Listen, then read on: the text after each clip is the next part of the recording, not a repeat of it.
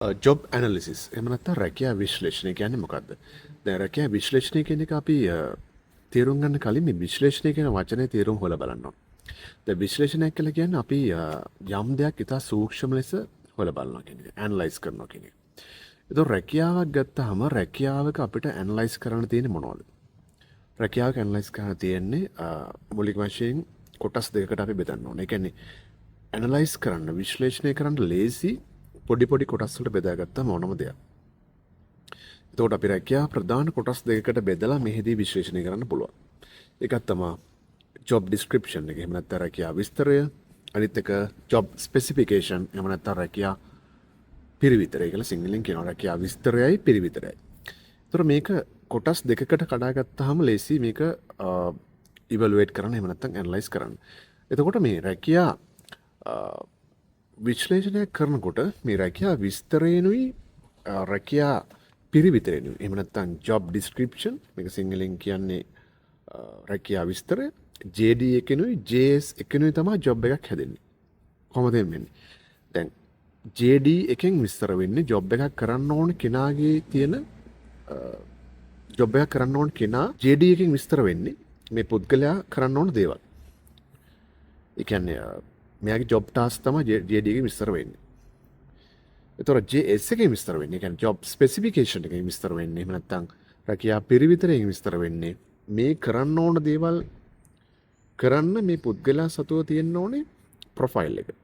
දැන් උදාහරණයක් විදිහට අපි සලකලා බැලුවොත් රැකියාවක් කරන්න තියෙන පුද්ගලයෙකුට මේ පුද්ගලයාගේ රැකියාවේ තනතුර තමයි මානව සම්පත් සහායක.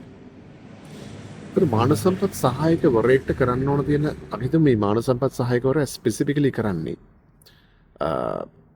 පේරෝල් එක. එහෙම නැත්නම් ආයතනයේ වැටුප් සකස් කිරීම සම්බන්ධයෙන් කටයුතු.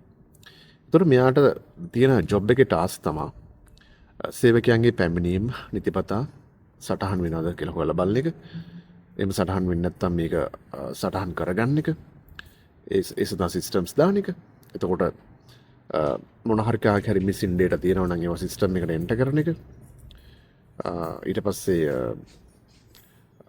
ඒ වගේ ඩීවියේෂන්ස් තියෙනවා නම් ඒවා හදලා බලන එක. එහෙම ලීව් එන්ටර් කරලා නැත්නම් කවුරු හරි කියන්නේ නිවාඩු අනුමත කරලා නැත්නම් ඒ සඳහා අවශ්‍ය ප්‍රොසෙස් හදන එක, ඇක්ෂන්ස් ගන්න එක ඔයගේ සරලව කිව්වොත්. දැන් මෙහෙම කරන එක තමයි ජොබ් එකේ ටාස්ක් ටික. මේවා කරන්න අවශ්‍ය පුද්ගලයාගේ තියෙන ප්‍රොෆයිල් එක මොකද්ද? මෙයාට මූලික පේරෝල් සම්බන්ධ දැනුමක් තියෙනවා. නැත්නම් මෙයා මේ පුද්ගලොත් එක්ක ආශ්‍රය කරන හින්දා අඩුම ගානේ බේසික් HR knowledge එක කියන්නේ සාහිතික පාඨමාලාවක් හරි ඩිප්ලෝමා එකක් හරි කරපු කෙනෙක් වෙන්න ඕන. මේ දෙකම තමයි කම්බයින් වුණාම තමයි ජොබ් එක හැදෙන්නේ. පුද්ගලයයි රැකියාවේ තියෙන ටාස්ක් එකයි. එතකොට මේ දෙක කම්බයින් වුණාම ජොබ් එක නිර්මාණය වෙනවා. අපි කොටස් වලට කඩලා බලනවා ජොබ් එක නිර්මාණය වෙලා තියෙන්නේ කොහොමද? ඒ ජොබ් ටාස්ක් මොනවද? ඒ සඳහා අවශ්‍ය කරන පුද්ගලයාගේ ප්‍රොෆයිල් එක මොකක්ද? මේක තමයි රැකියා විශ්ලේෂණය කියන්නේ. ඒතර මේ රැකියා විශ්ලේෂණය කිරීමෙන් අපිට පුළුවන් මේක ගොඩක් වෙලාට ප්‍රයෝජනවත් වෙනවා. මේ රැකියාවට අරන් ගන්න පුද්ගලයා මේ ඉන්ටර්විව්ස් වලදී විශේෂයෙන් ප්‍රයෝජනවත් වෙනවා. ඒ කියන්නේ ඉන්ටර්විව් පැනල් එකට මේ ගයිඩ්ලයින් නැහැ. මොකද ඉන්ටර්විව් පැනල් එක දන්නවා මොනවද කරන්න තියෙන ටාස්ක්, ඒ වගේ මොනවද මොන වගේ පුද්ගලයෙක්ද මේ සතා ඕනේ කියලා. ඒතර මේ හරි කම්බිනේෂන් එකක් හම්බ වෙනවා ජොබ් එකයි පුද්ගලයා අතර. ඒ තමයි ප්‍රධානම වාසිය. මොකද හරි කෙනෙක් කම්පැනිට එන එක තමයි මේන්ම ඇඩ්වාන්ටේජ් එක කම්පැනි එකට. නැත්තම් wrong recruitment tax සිද්ධ වුණොත් එතනින් එහාට හැම දේවල්ම අතරම මේ wrong recruitment එක නිසා එෆෙක්ට් වෙනවා. ඒක වැරදි පුද්ගලෙක් කම්පැනිට ආවොත් එයාගේ performance වල තියෙන ලොකු දුර්වලතාවයන් නිසා කම්පැනි goals වලට යන්න බැරි වෙනවා. ඉතින් මේකේ තවත් බොහෝ ප්‍රයෝජන තියෙනවා. මූලික වශයෙන් රැකියා විශ්ලේෂණය කියන එක හඳුන්වන්න පුළුවන් මෙන්න මේ ආකාරයට.